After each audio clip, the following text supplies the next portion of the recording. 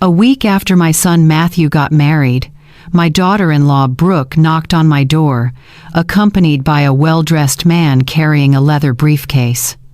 "Mom, this is Paul, a notary." She flashed that phony smile I knew too well. "We're here to help you with some house paperwork." My heart pounded. I knew exactly what they wanted, but they had no idea what I had quietly prepared over the past few months. Thank God I had kept quiet about the ranch assets my late husband left me in his will. Watching Brooke flip through my documents with greedy eyes, I realized silence had been my shield. But to tell it fully, I have to go back to the day everything began to change. 3 months earlier, when Matthew told me he was going to marry Brooke, I was kneading dough in the kitchen. The smell of fresh yeast filled the room while my hands pressed into the warm dough. "Mom, I want you to really understand Brooke before the wedding," Matthew said, with that smile that always softened my heart. "My son, my only treasure, has finally found love," I replied, wiping my hands on the apron. I'd heard plenty about her. 32 years old, office job, brown hair always sleek, perfectly manicured nails. She sounded like the perfect woman for Matthew. That afternoon, I ran to the supermarket to pick the freshest things: large shrimp, perfectly ripe avocados, herbs, heavy cream. I wanted to cook the dishes Matthew had loved since he was little. In my head, I imagined the conversations I'd have with Brooke, the advice to keep my son happy, the family recipes the two of us might share. I stayed up nearly all night cooking. My feet swelled from standing so long, but I didn't care. The clam chowder I made was silky and rich. The cornbread was fluffy. The avocado salad was refreshing. The apple pie was fragrant with cinnamon American dishes my family has always loved. When it was time to meet, I put on my prettiest pink dress, the one I saved for special occasions. I did my hair carefully and even put on a little lipstick. I wanted to make a good first impression after all. This woman might be the mother of my future grandchildren. The doorbell rang, and my heart leapt. I opened the door with a wide smile. "Brooke, it's so nice to meet you." I opened my arms for a hug, but she only brushed my shoulders with her fingertips, as if touching me were unpleasant. "Nice to meet you, ma'am," she murmured without looking me in the eyes. Her voice was cold and distant. She wore an elegant green dress, and her high heels clacked on the floor of my modest home like tiny hammers. During dinner, I tried to chat about her interests, her job, her plans with Matthew, but every question I asked got clipped one-word answers.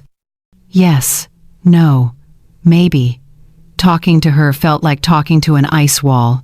What hurt me most was the way her eyes swept around my house with disdain, the way she wrinkled her nose when tasting my food, as if it were something inferior. Matthew tried to smooth it over. "Mom, the food is delicious as always," he said, trying to dispel the awkwardness blanketing the table.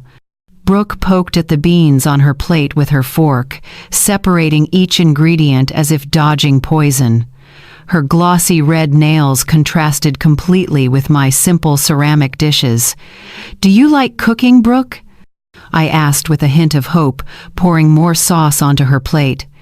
She looked up, her expression hard to read. "I don't have time for that," she answered flatly. "I prefer ordering in or going to proper restaurants." The word proper stabbed my chest like a splinter. So my food wasn't proper, my home wasn't proper either. Matthew cleared his throat and hurried to change the subject, but I'd already gotten the message. To Brooke, everything of mine was beneath her. In the following weeks, each visit grew heavier. She perched on the edge of the couch, as if she'd get dirty, eyes glued to her phone with a bored expression. She never asked about my day. She never showed any interest in truly getting to know me. "Mom, Suzanne, you'll be happy to have more time for yourself after we get married, right?" she dropped one day while I was making coffee. It sounded like an early goodbye, as if she'd already decided to separate Matthew from me. "More time for myself?" I repeated, confused. "I like being with you too." She glanced at Matthew, the look I didn't understand then but understand all too well now. They were already planning to sideline me. Wedding prep turned into my personal nightmare. Brooke decided everything without asking me, as if I were invisible. "Have the cleaning lady help with the flowers," I heard her say on the phone one time. It took me a few seconds to realize she meant me, the one who usually tidied up and cooked whenever my son visited. When I offered to bake the wedding cake myself, a family tradition we'd kept for generations. Brooke let out a laugh that chilled my blood. "Oh no, Mom, let the professionals handle that. I don't want anything homemade." That night, I sat in the kitchen and cried, clutching the apron my own mother gave me when I got married. My cakes had sweetened birthdays, baptisms, graduations. But to Brooke, the love in every batch was just homemade, a word she pronounced like a disease. The wedding day arrived like an unavoidable storm. I got up before dawn to get ready, choosing my most elegant purple dress. I'd bought it just for this occasion. I stopped by the neighborhood salon. Carol gave me a hairstyle so pretty I looked 10 years younger. "You look beautiful, Suzanne," she said while adjusting my hair. "Your son will be so proud." Her words lit a small hope. Maybe today would be a new beginning with Brooke. I arrived at the church early, the way I always arrive early everywhere. I wanted to make sure everything was perfect for my son. Guests began to arrive, and I received their congratulations with a genuine smile. But when the ceremony began, I realized something that broke my heart. Brooke had arranged the seating so I was pushed to the 5th row behind her coworkers, behind neighbors who had only met Matthew a few times, while the groom's mother sat way in the back, like a stranger. From that row, I had to crane my neck to see my own son walk up the aisle. The mothers of Brooke's friends, women who had never stayed up a night with Matthew's fever, had better seats than I did. I swallowed hard and kept my composure, but something inside me cracked. At the reception, it got worse. Brooke introduced me to her guests as Matthew's mom, never using my name, or saying mother-in-law, respectfully. "She cooks really well," she added with that fake smile, compressing my entire life into a kitchen function. When it was time for toasts, I waited patiently. I'd prepared heartfelt words about my different son, about watching him grow, about my blessings for his new life. But Brooke conducted things like an orchestra director, calling on her parents, her siblings, her best friends, even coworkers. "What about the groom's mother's toast?" someone asked. Brooke glanced my way and smiled icily. "Oh, yes, Miss Suzanne can say a few short words." Short, as if my 69 years of life and 30 years of motherhood were worth only a few lines. I stood up, legs trembling, feeling every gaze on me. I want to thank God for this special day. I had barely reached the second sentence when Brooke started clapping, cutting me off. Others followed, and my voice was swallowed by the forced applause. For dinner, they seated me at a back table with Brooke's distant relatives, people who chatted among themselves as if I didn't exist. From there, I watched Matthew laugh with his new family, absorbed in his new life, while I chewed a piece of chicken as bland as cardboard. When the dancing started, Matthew danced with Brooke, then with her mother, then with her sisters. I sat still, smoothing my dress, trying to keep my smile from fading. The song ended, and my son never looked my way. "Not dancing with your mom, Matthew?" Anthony, Rachel's husband and a close family friend, asked as he stopped to say hello. Matthew laughed awkwardly. Yeah, in a bit. But in a bit never came. Close to 11 p.m., I decided to say goodbye. I had to drive home and was tired of pretending everything was fine. Son, I'm going to head out. I touched his arm lightly. He hugged me quickly, eyes already following the music and laughter. Thanks for everything, Mom. I love you. But he was looking elsewhere. Brooke appeared beside him like a possessive shadow.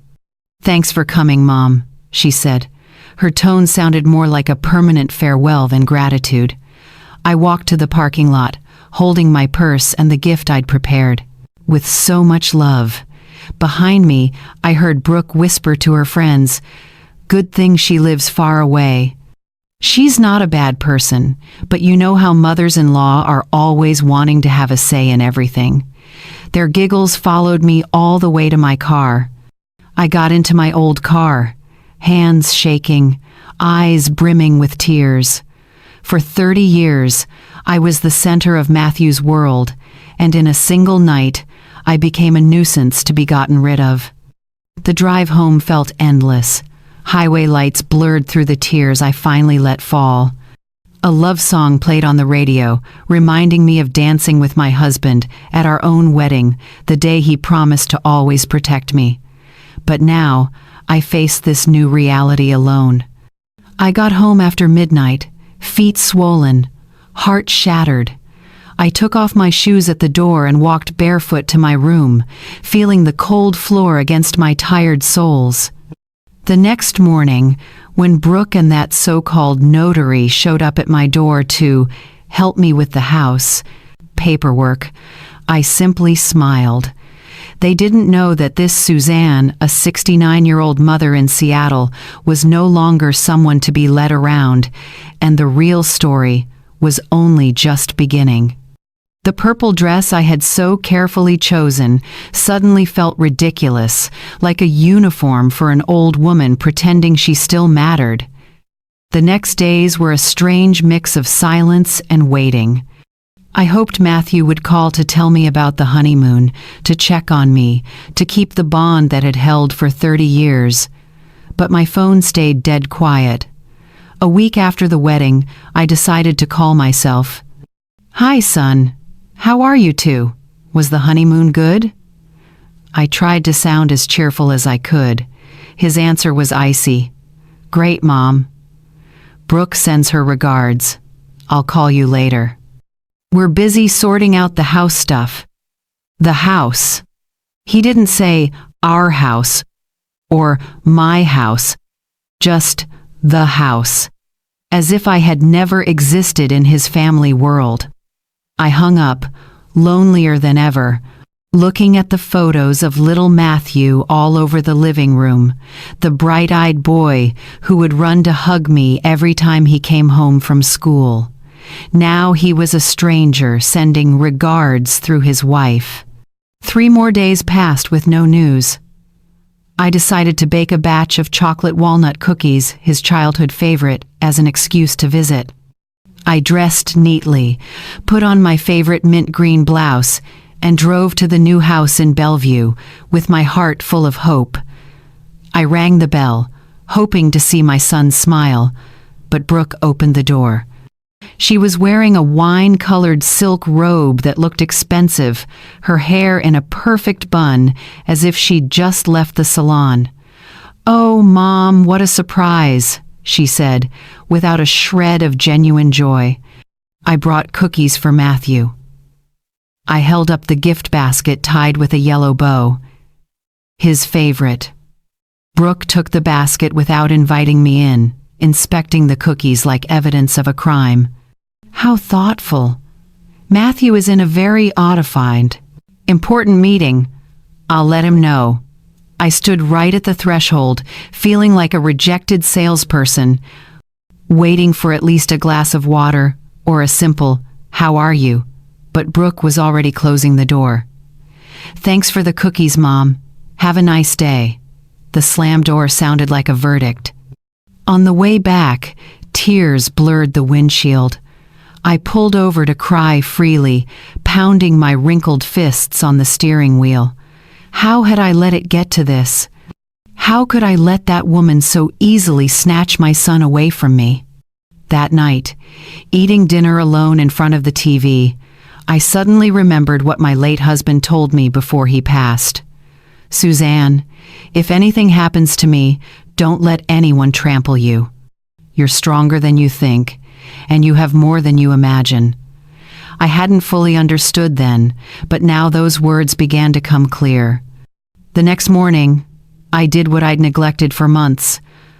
I pulled out the safe from the closet, opened it, and organized the 7 papers: birth certificates, marriage certificate, house title, insurance policies.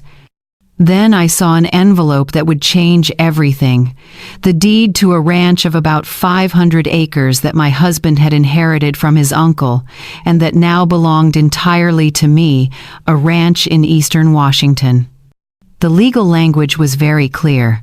I was the sole owner of one of the region's most profitable ranches. My heart pounded as I read the details: farmland, cattle, a main house with 5 bedrooms, and 3 houses for workers, guests. The most recent appraisal was enough for me to live comfortably for the rest of my life and still leave a substantial inheritance. But more important than money was power. The power to decide my own future, to depend on no one, to stop begging for affection or picking up scraps of attention.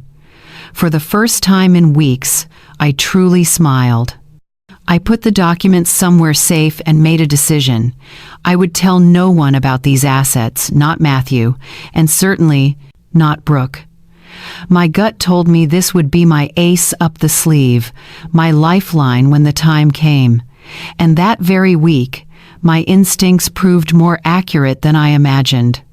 Brooke started calling me constantly, but not to check on me or invite me to dinner.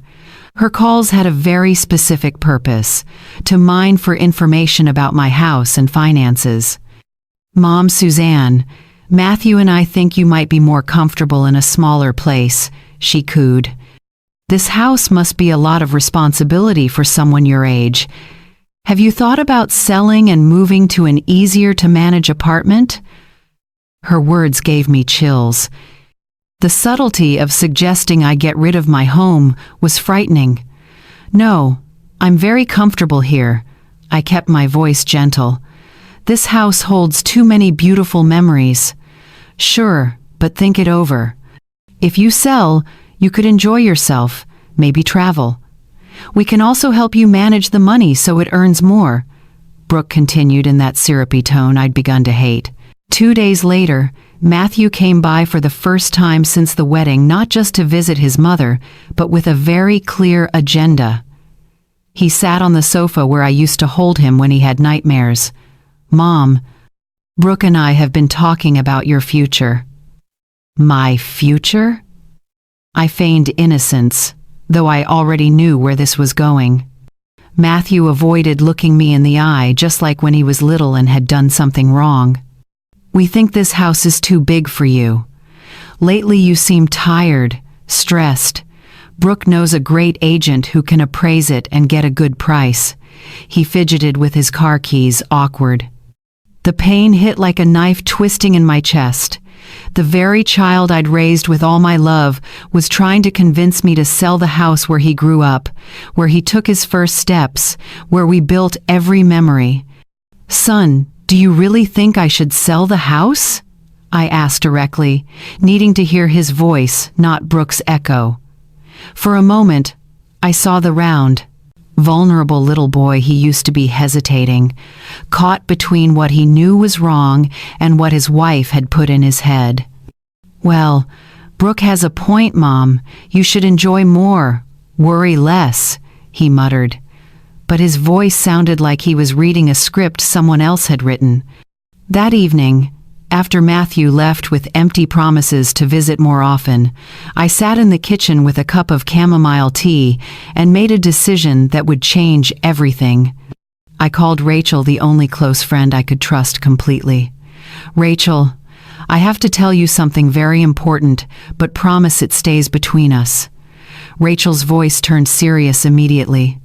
We'd been friends for more than 40 years, practically raising our kids together.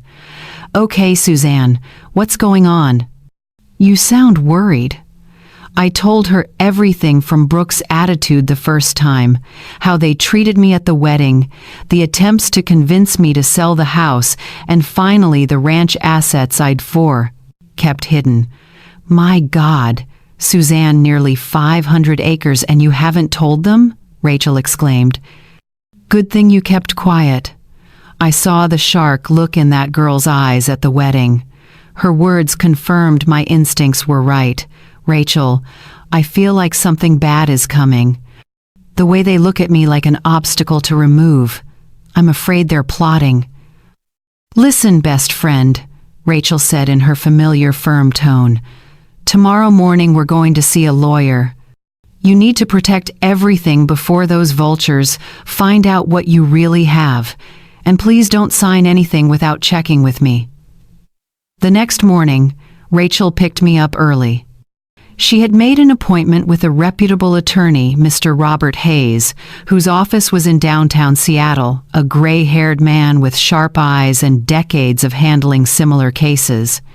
"Miss Suzanne, based on what your friend said and the files I've reviewed, your situation is very sensitive," he said after going through the papers. "It's not uncommon for relatives, well-meaning or not, to pressure older adults to transfer assets.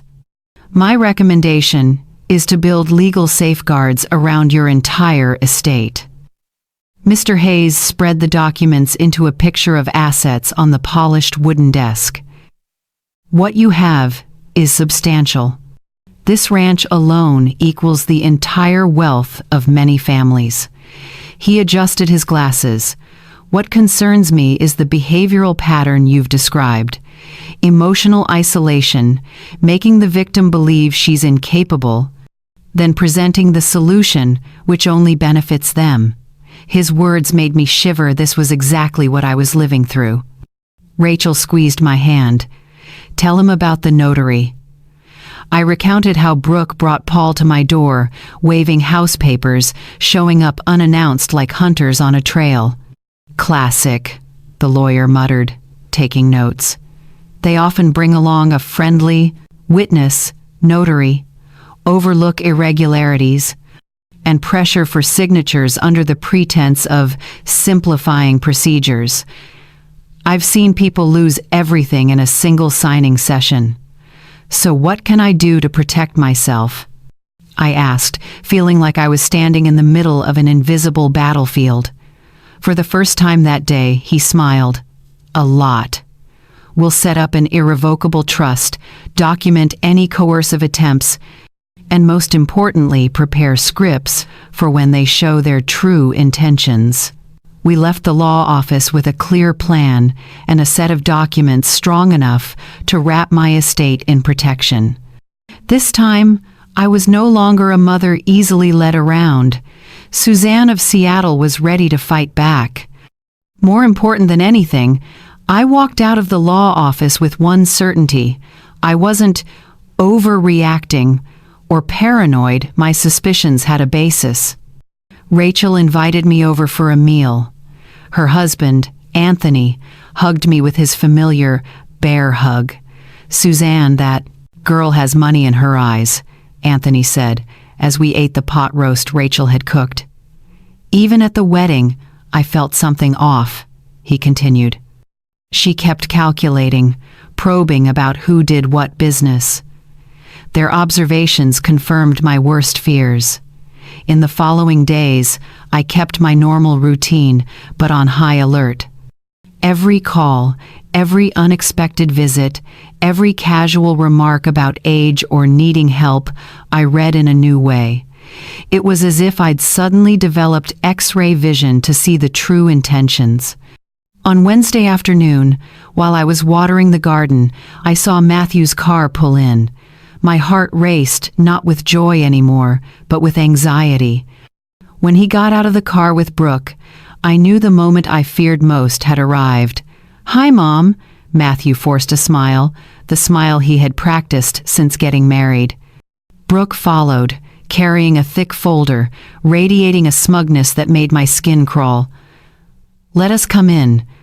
We want to discuss something important with—" I invited them to sit in the living room, the very place where Matthew had played with toy cars for hours, where I read him stories every night, where we watched cartoons together. Now that sacred space had turned into a courtroom, and I was the defendant. "Mom, we're very worried about you," Matthew began in a strange, patronizing tone. "Brooke and I think you need support managing your finances. At your age, feeling overwhelmed by many responsibilities is normal." Brooke opened the folder like a commander unfolding battle maps. "Mom, Suzanne, we've consulted a few financial specialists for older adults. Everyone says the best thing is to simplify the assets, concentrating everything in safer, easier to manage options. Which specialists?" I asked, feigning confusion while my blood boiled inside. Why is it that I haven't spoken to any specialists at all? I recorded every word, every gesture, exactly as attorney Robert Hayes had advised. Matthew jumped in, using that patient tone people use with children. "Exactly because you haven't had proper advice. Brooke knows highly qualified people who can help you protect your money and secure your future." Brooke pulled out a stack of papers and spread them on the table like a hand of cards. "Take a look. This is a very convenient proposal. An investment fund with guaranteed returns. Better than letting money sit in real estate that takes maintenance and causes headaches." I pretended to scrutinize with the tired eyes of a confused old woman, but in fact I was memorizing every detail. The document said, "Sell my house, then transfer the money into a joint account so Matthew and Brooke would have decision-making power over the portfolio to protect me from potential scams. If I sell the house, where would I live?" I asked, my voice trembling exactly the way they expected from a fragile grandma. Brooke smiled with that well-polished fake sweetness. "Oh, Mom, don't worry. We've found a very nice assisted living, a senior care center with medical care 24/7. You'd be much safer and more comfortable there. A nursing home." The words rang in my head like funeral bells. There was the plan. Strip me of my house, seize the money, lock me away somewhere I wouldn't be in their way, all wrapped in glossy paper labeled "concern." "A nursing home," I repeated, letting my voice waver a little. "But son, I'm fine in my own home. This is where our memories are." Brooke and Matthew exchanged that conspiratorial glance I had learned to recognize the silent language of schemers. "Mom, we know it's hard, but think it through." Matthew leaned in, offering a benevolent smile. "There you'd have friends, activities, doctors, and we could stop by whenever we want without worrying about your safety. Whenever we want. Not every day. Not regularly when convenient, like visiting a boarded pet." The anger rose so high I had to rein in my performance as a frail old lady. Brooke pulled out more papers. "We've run the numbers, sell the house plus a few smart investments, and you'll live very comfortably without having to worry about anything. We'll handle all the paperwork and make the financial decisions." The final trap came into focus. They would hold the reins of my money while I withered in a facility, living on crumbs of attention. A brilliantly cruel plan, executed with the precision of financial surgeons. "What if I don't want to sell?" I asked softly, as if the thought had just occurred to me. Brooke sighed theatrically, like a patient teacher explaining math to a slow child. "Mom, we understand it's hard, but at your age, living alone in such a big house isn't safe. What if you fall and no one knows, or if someone takes advantage of your kindness and scams you?" The irony being lectured about scammers by the person trying to scam. "I need time to think. I need time to think." I rubbed my temples as if I had a headache. It's a lot to process at once. Matthew stood and hugged me, a hug as cold as Judas's kiss rather than a son's affection. "Of course, Mom, but don't take too long," he said. Brooke stacked the documents with the satisfaction of someone who thinks she's already won. After they left, I collapsed into a chair, feeling as if I'd just survived a hurricane. My hands shook, not from age but from fury held in. I picked up the phone and called attorney Robert Hayes immediately. "Mr. Hayes, they just came. Exactly as you predicted. They want me to sell everything, put me in a facility, and take over the money." His voice was calm but firm. "Miss Suzanne, this is the critical part. Do not sign anything at all, no matter how much pressure they apply. If possible, record all future conversations. We need to document their true intent." That night, I couldn't sleep. I walked around the house like a ghost, touching each object with a story. The rocking chair where I nursed Matthew, the table where we did homework together, the piano I played to lull him through nightmares. All of it would be sold off and scattered to feed the greed of someone who came later, who knew nothing of the days when Matthew was most vulnerable and needed his mother, a person who saw motherly love only as an obstacle on the road to a money dream. The next morning, Rachel arrived early with a digital voice recorder her grandchild had lent her. "It's really easy to use," she showed me. "Press this button and it records for 8 hours straight. Slip it in your purse or apron pocket. If they come back with proposals, we'll have their words."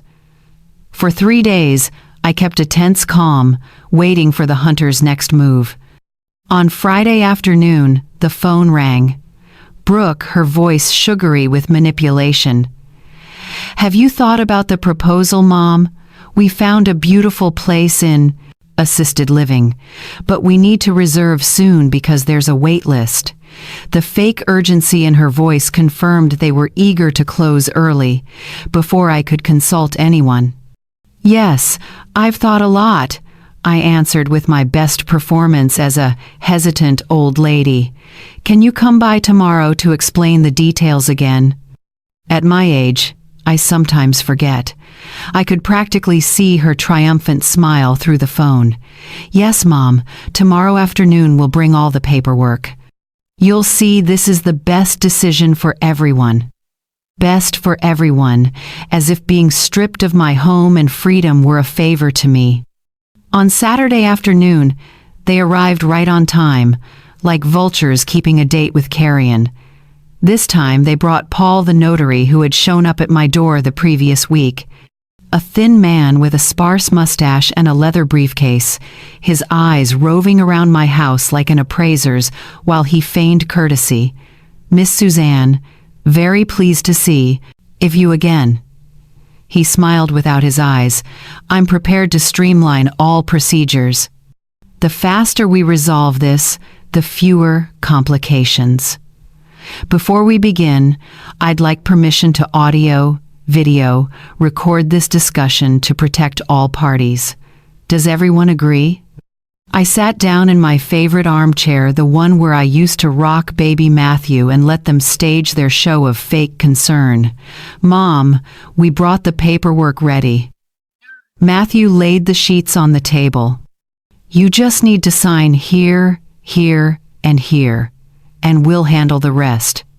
His finger pointed at dotted lines like crosses in a graveyard.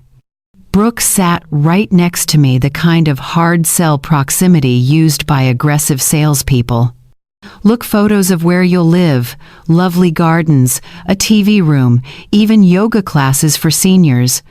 Brooke showed a few pictures, a place that looked more like a hospital in disguise than a home. Paul opened his briefcase and ceremoniously pulled out a seal, blue ink, and a set of notary letterhead forms. "Ma'am, these documents are drafted perfectly to protect your interests. A property sale, fund transfer into a family trust, and authorization for relatives to manage your finances if you become incapacitated. Incapacitated. The word hit me like a slap. I smiled very slightly, a smile only I understood, and looked up.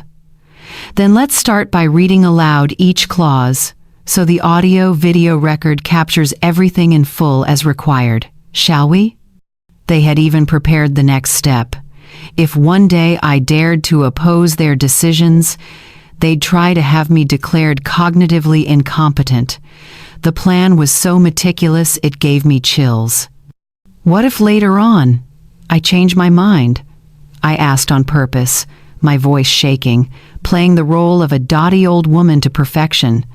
Paul and Brooke exchanged a look, the kind the recorder couldn't capture, but I etched it into my memory as proof of their collusion. Oh, Mom, these decisions are meant to be final for your own protection, Brooke said with exaggerated patience. If you could change your mind all the time, bad actors could take advantage and trick you into signing things that aren't good for you. Bad actors. How ironic. The very person stripping me of everything was preaching about people who take advantage. I had to bite my tongue not to laugh bitterly. And also, Mom, Matthew held my hand with an artificially gentle touch, think how much peace of mind we'll have knowing you're safe and cared for. We won't have to worry about you anymore. Won't have to worry about you anymore. Translated from the language of manipulators, it means we won't have to pretend to love you once we control the money. My tears burst out, not an act anymore. It was the real pain of a mother betrayed by the child she had lovingly raised. Don't cry, ma'am, Paul soothed with professional coldness. Feeling emotional during major changes is normal. You'll feel more at peace afterward. He pulled out a gold-plated pen and set it in front of me like a gun to my throat. I took the pen, my hand shaking, and moved it toward the first sheet. The air was taut like a violin string. My two executioners held their breath, waiting for the moment of final triumph. Brooke leaned in like a vampire at a victim's throat. Right then, like an angel knocking at the doorbell rang. "Expecting anyone?" Paul snapped, irritation showing. "No," I answered, standing up slowly. "Probably a neighbor, on Mr. Hayes's advice." I had proactively asked the county prosecutor's office to send an investigator to witness, due to signs of elder fraud. I opened the door.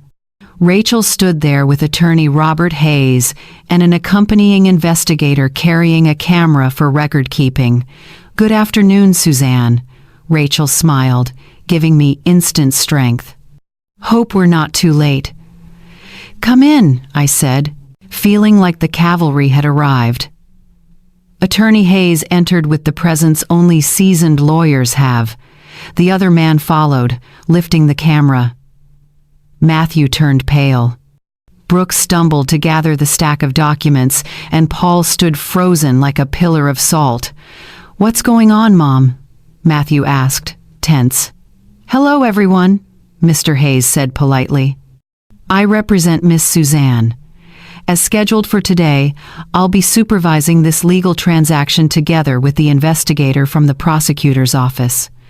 I trust all documents are in proper order and that my client has had sufficient time to review them with independent counsel." The silence that followed was so thick it could be cut with a knife. Paul hastily pocketed the gold-plated pen as if it burned. Brooke glanced at the door, measuring an escape route. "Excuse me, and you are?" Paul tried to salvage his authority. Hayes smiled the way a man does after unmasking too many frauds to count. "Robert Hayes, attorney for Elder Asset Protection. And this is Deputy Prosecuting Attorney Daniel Harris from the King County Prosecuting Attorney's Office, in charge of crimes targeting vulnerable people. At Mr. Hayes's request, we're here to witness and record due to indications of elder fraud." Brooke's face shifted from confident predator to chalk white in seconds. Paul snapped his briefcase shut with clumsy motions, as if stuffing in incriminating evidence. Matthew stood stock still, looking from them to me as if, for the first time in months, he truly saw his mother. "Counsel," I said, my voice steadier than it had been in weeks, "I'm glad you arrived in time. I was about to sign some papers and wanted to make sure everything is proper." I set the recorder on the table like a grenade with the pin pulled. The investigator switched on the camera per protocol. "Ma'am, could you explain what kind of documents they're asking you to sign and under what circumstances?" His voice carried legal authority that makes the guilty tremble. Brooke tried to cut in with a forced laugh.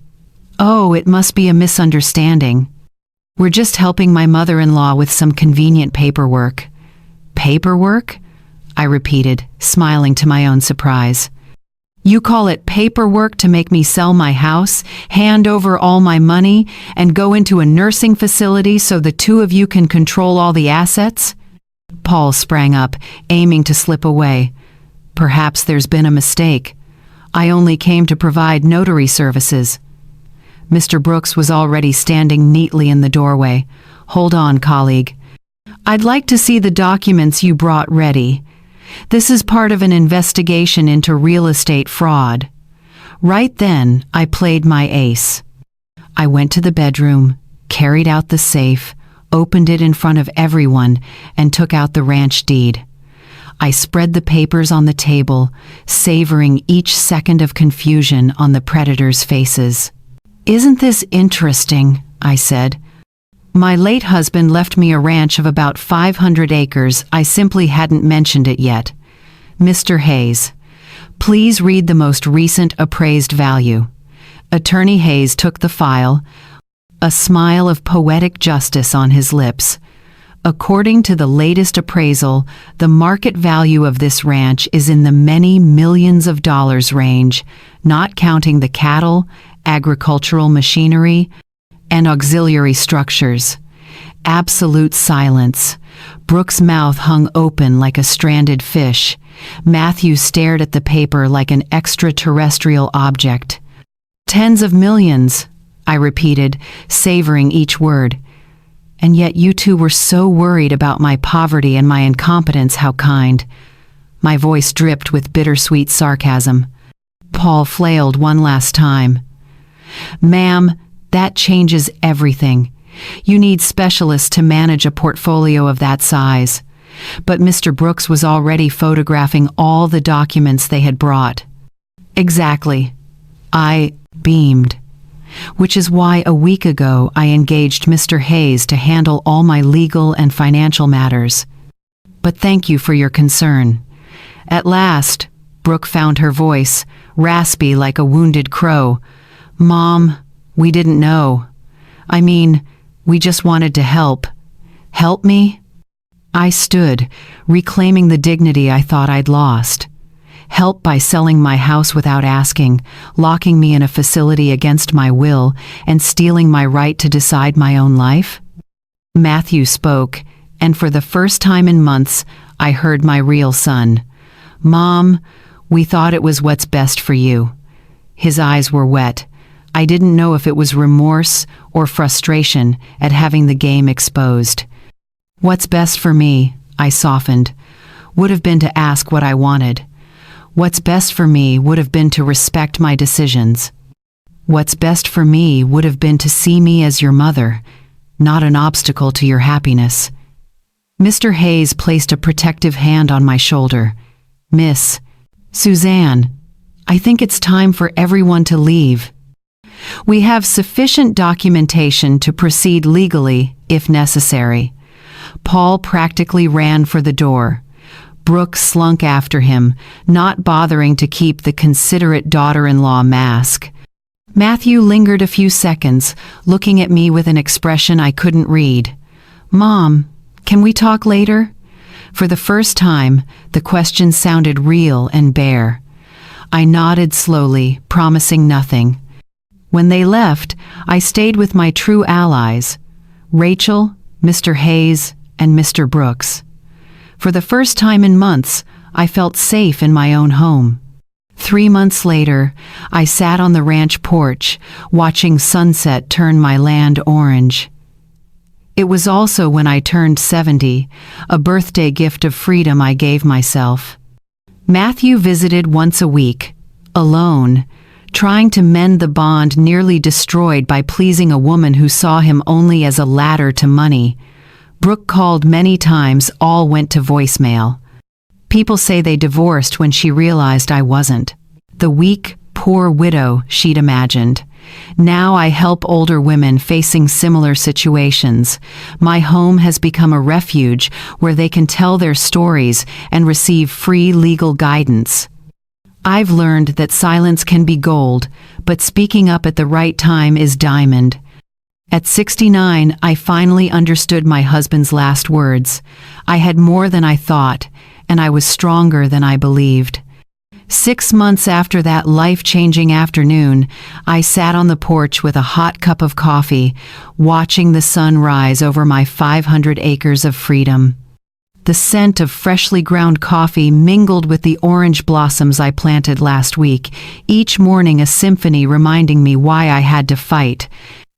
The ranch's main house became something I'd never imagined, a haven for women like me. Every week, I receive letters, phone calls, and visits. They hear my story and recognize their own nightmare in it. And they leave with the one thing I most want to give, the strength to say, "No, Miss Suzanne," they say in trembling voices. "My daughter-in-law is forcing me to sell my house. Oh, my son says I can't handle my money anymore." Yesterday, Margaret, a 73-year-old widow, came to my ranch. Her children had convinced a court to declare her incapable of managing her assets. She walked in with a small suitcase and the heavy weight of family betrayal. "Miss Suzanne," she said through tears, "my own children keep me under house arrest. They take my pension and won't let me go out alone. They say it's for my own good." I seated her in the same rocking chair where I once cried from loneliness, poured chamomile tea into a porcelain cup, and told her my whole story. I saw hope return to her eyes for the first time in months. "Can I really take back control of my life?" she asked, like a lost child finding the way home. "Not only can you," I held her wrinkled hands, "it's your right, and you are not alone." The next morning, Attorney Robert Hayes reviewed Margaret's file.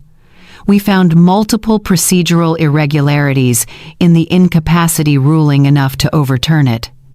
Now, Margaret smiles every day, and her children have been forced to return the funds they had withdrawn to manage for safety. My story spread like wildfire across the region. Reporters came to interview me. Social workers invited me to speak to the community. I received letters from all over, even Spain and Argentina. "Your courage inspired me to defend my rights," a woman in Madrid wrote. Another in Buenos Aires thanked me. "Thanks to your example, my family no longer treats me as invisible." But not everything was easy. Matthew, my son, visited every Sunday by himself, trying to rebuild the bridge his wife had blown up. The first visits were awkward, embarrassed silences, apologies that sounded memorized. Gradually, I saw the child he once was flicker behind the eyes of the man who had let someone else betray his mother. 2 weeks ago, as the two of us walked past the barns, he said, "Mom, I don't know how to apologize to you for what I did." It's like I was hypnotized, unable to see the obvious. His tears were real, and for the first time since the wedding, I recognized my child. "Son," I stopped and looked him straight in the eyes. "Forgiveness isn't asked for. It's earned, and people prove it with actions, not words." He nodded, understanding that reconciliation would be a long journey, one that required patience and evidence of remorse. As for Brooke, she disappeared from our lives as quickly as she had arrived. Rachel, my best friend, who has ears everywhere, said Brooke planned to file for divorce to claim half the assets, but Matthew had legally protected everything on my advice. She left town without saying goodbye, probably to look for her next target. Paul, the slippery notary, lost his license after Deputy Prosecuting Attorney Daniel Harris submitted evidence of a ring that defrauded older adults. The recording of the conversation at my home was the key, helping dismantle the network that had drained money from dozens of elderly people in the area. Rachel remains my companion. Now she lives in one of the ranch's guest houses, not as hired help, but as the sister I chose. Together we run the refuge we established, organize workshops on the rights of older adults, and plan trips we never had the chance to take when we were young. Who would have thought that at 70 we'd become activists? Rachel joked, as the two of us sorted through a table piled with applications for legal support. I smiled, remembering the timid woman I was a year ago, content with crumbs of attention, letting others decide my fate. Attorney Hayes is no longer just my lawyer, he has become the legal director of our foundation. We've pushed through changes to several local regulations that better protect older adults and are working with federal lawmakers on broader reforms. Miss Suzanne, he said at our most recent meeting, in 6 months, you've done more for elders' rights than many organizations have done in decades. Every night before bed, I walk through the garden reflecting on the road traveled. Sometimes I find handwritten letters placed in the mailbox under the big oak left by women who have stayed here. Thank you for teaching me that it's never too late to reclaim my dignity, one letter said. Another read, thank you for showing me that self-respect has no expiration date. Tomorrow, a group of ladies from California will come to hear our story and learn how to build similar shelters in their cities. The movement is spreading like ripples on a pond, touching lives I never thought I could reach. At 69, I realized old age isn't the end of the story sometimes, it's the beginning of the strongest chapter. I learned that the wisdom accumulated over decades is a weapon, more powerful than youth, that lost dignity can always be won back if we dare to fight for it. My name is Suzanne, 69 years old, and this is my Declaration of Independence. I will never again let anyone make me feel invisible, useless, or disposable. If my story inspires even one woman to raise her voice against abuse and manipulation, then every tear, every betrayal, every moment of pain will have been worth it. In the end, I realized my late husband was right. I was stronger than I thought, and I had more than I believed. I just needed to remember who I really was. Perhaps the most powerful thing in Suzanne's story isn't the ranch, nor the legal papers, but the moment she stood up straight and named what she deserved: dignity, boundaries, and love that knows respect. Family is where love begins, but it's also where limits must be set. Forgiveness can open a door, but trust only returns with action. And sometimes, learning to say no is how we say yes to our own lives, to peace, autonomy, and self-respect. What do you think of Suzanne's choice? If you were in her place, what would you do when relatives help but want control? In your view, what do healthy boundaries in a family look like, especially with aging parents? And what concrete actions should accompany an apology to truly heal? Please share your perspective or experience in the comments. Your story might strengthen someone who needs it. If you find these values meaningful, join us so you don't miss the next stories. We'll keep listening, learning, and growing together, so each of us can find our voice again in our own home.